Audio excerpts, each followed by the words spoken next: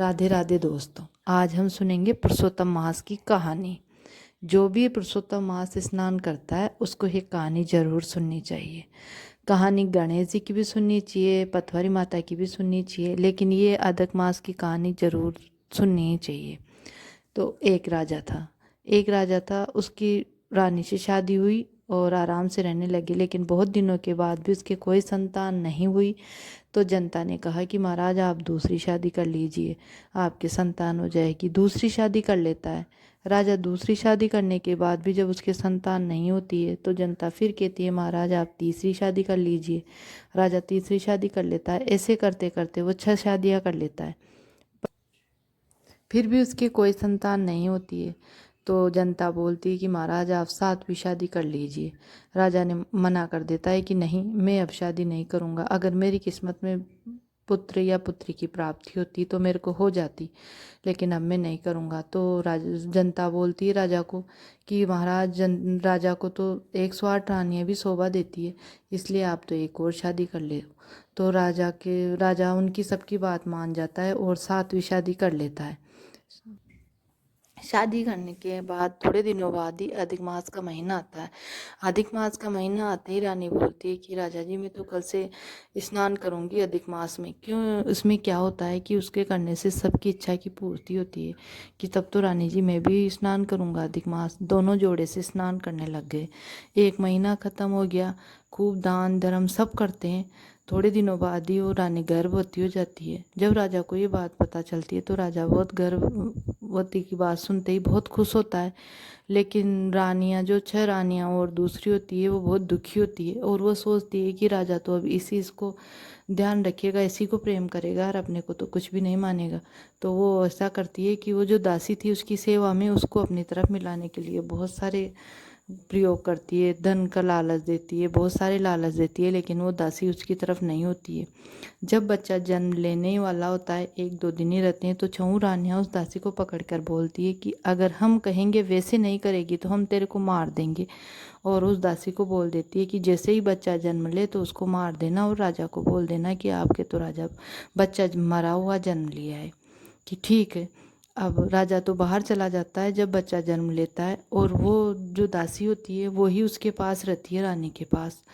तो वो दासी क्या करती है, उस रानी की आँख बांध देती है, आँख पर पट्टी बांधने के बाद जैसे ही बच्चा जन्म लेता है तो वो दासी उसको उसकी रानी की ओढ़नी में लपेट के बाहर ले जाती है।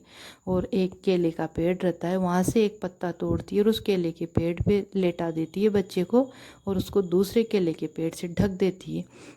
क्योंकि वो मार नहीं पाती उस बच्चे को, क्योंकि वो बहुत ही सुंदर था बच्चा। तो उसका मन में से प्यार उमड़ गया और वो उसको मार नहीं पाती है। और वहाँ से एक बंदर का बच्चा खेलता रहता है, उसको उठा लाती है और रानी जी को बोल देती है कि रानी जी आपके तो है ना बंदर का बच्चा हुआ है। अब राजा जी को जाके बोल देती है कि राजा जी आपके तो, रानी जी तो बंदर के बच्चे को जन्म दिए। तो राजा गुस्सा हो जाता है कि ये तो सारी जनता में मेरी बदनामी हो गई, भाई रानी जी ने बंदर के बच्चे को जन्म दिया है। और उसको देश निकाला दे देता है। अब जैसे ही वो रानी जाती रहती है तो थोड़ी दूर जाती ही थक जाती है और वहाँ जाके एक जगह बैठ जाती है और वो रोने लग जाती है। तो उसको किसी बच्चे की रोने की आवाज़ आती है। तो वो वहाँ रुक के चारों तरफ देखती है कि ये बच्चे की आवाज़ कहाँ से आ रही है।